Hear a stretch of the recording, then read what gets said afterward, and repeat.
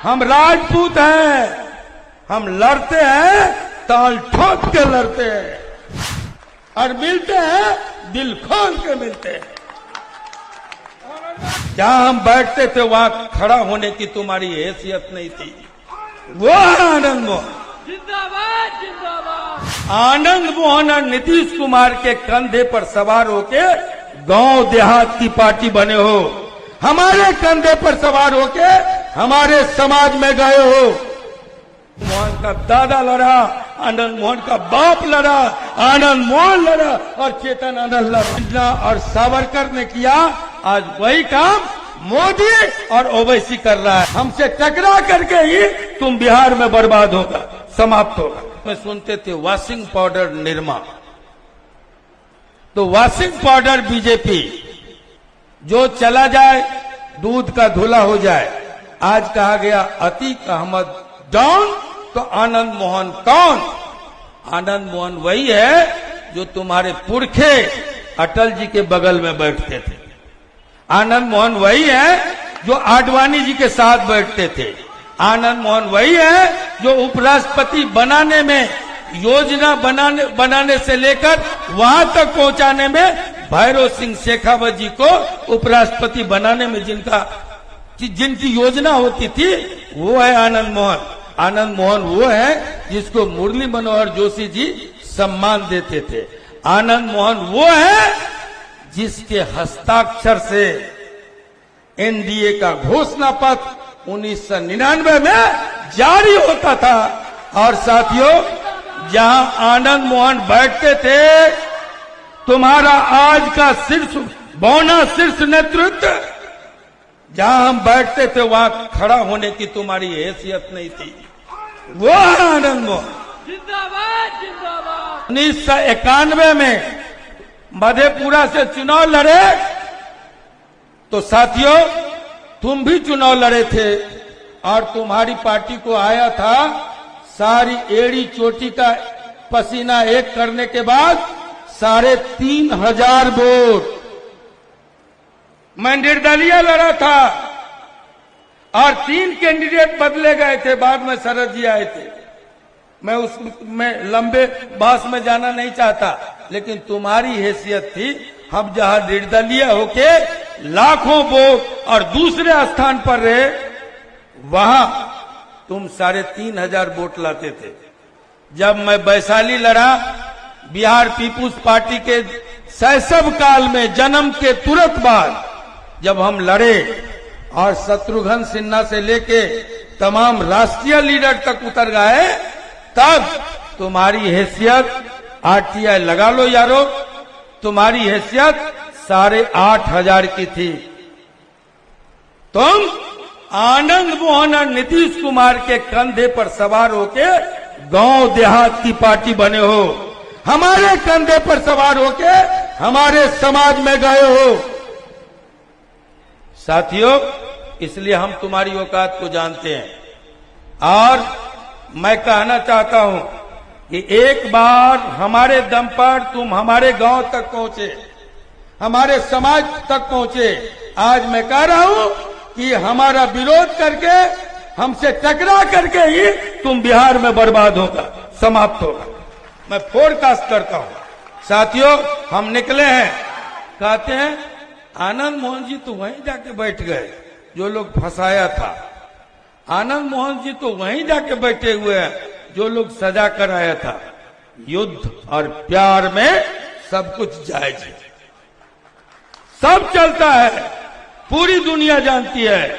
हम राजपूत हैं, हम लड़ते हैं, ताल ठोक के लड़ते हैं और मिलते हैं दिल खोल के मिलते हैं। साथियों, लेकिन तुम्हारी तरह नहीं, तिलक तराजू और तलवार, इसको मारो जूते 4।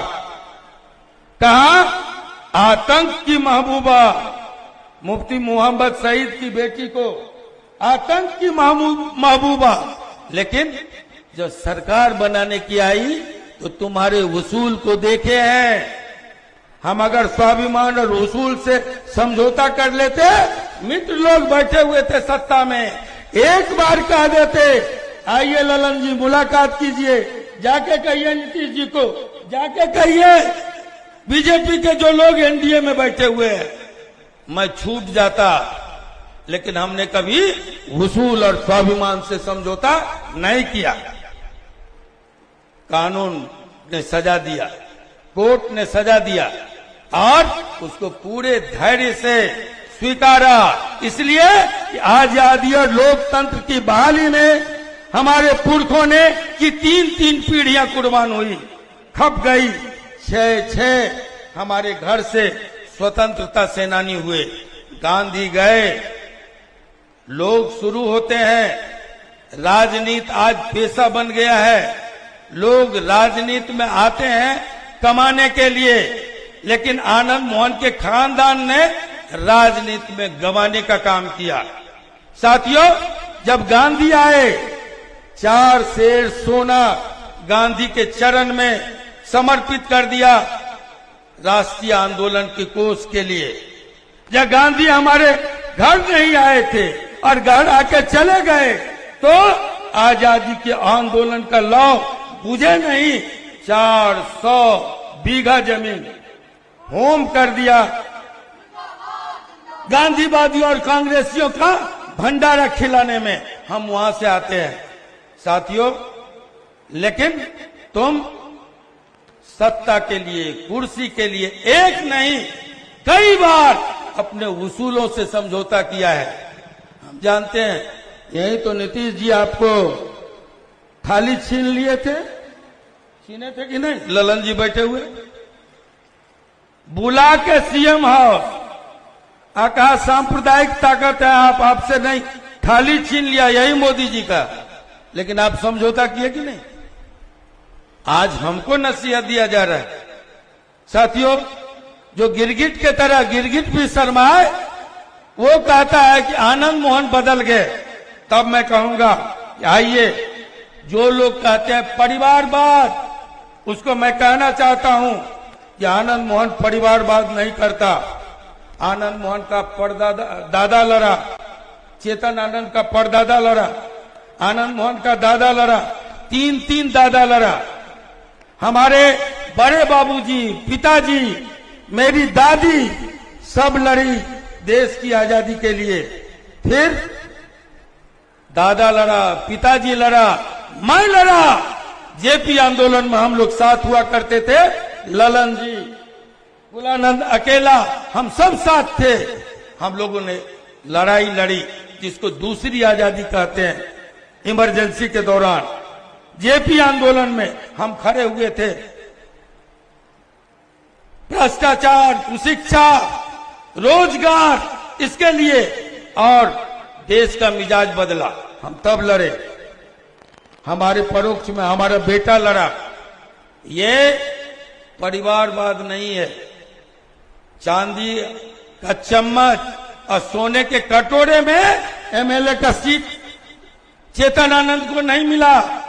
कभी राणा सांगा लड़ा था, कभी उदय सिंह लड़े थे, कभी महाराणा प्रताप लड़ा था, और कभी उसका बेटा अमर सिंह लड़ा था मुगलों से। इसी तरह आनंद मोहन का दादा लड़ा, आनंद मोहन का बाप लड़ा, आनंद मोहन लड़ा और चेतन आनंद लड़ा। फोकट में नहीं, हम परिवारवाद नहीं, इसको कहते हैं संघर्षवाद। और संघर्ष करते हुए जब कोई निकले तो आपको उसको सहयोग करना, समर्थन करना, सहकार देना वाजिब है। हम आभार प्रकट करते हैं। जब मैं जेल में था, चेतन आनंद यहां आया करते थे, लवली आनंद यहां आया करती थी। कभी मशाल जुलूस, कभी कैंडल मार्च, कभी अनशन, कभी धरना, कभी प्रदर्शन, कभी जूता ट्रेन, ये लगातार उपवास, हस्ताक्षर अभियान, ये लगातार आपने 16 वर्षों तक चलाया। आज कोई व्यक्ति मंत्रिमंडल से हट जाता है तो उसकी हैसियत घट जाती है।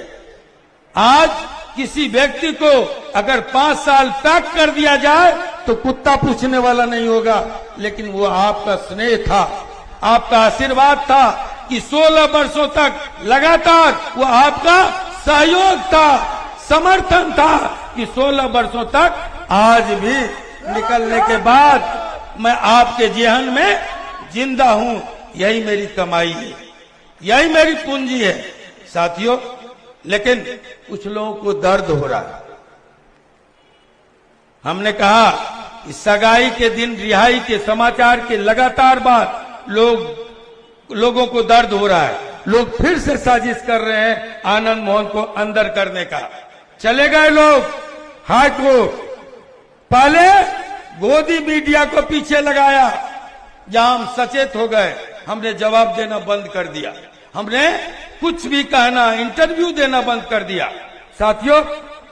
फिर उसके बाद लोग आए हाई कोर्ट, और हाई कोर्ट से भी उछल के वीडियो को लेके, जी कृष्णैया जी की वाइफ को लेके लोग चले गए सुप्रीम कोर्ट। कहते हैं मैं कहां जा रहा, ये तो पीड़िता जा रही है सुप्रीम कोर्ट। साथियों, हमने सुना था बसंत आता नहीं, बसंत ले आया जाता है। ये एक कहानी हमने पढ़ी थी।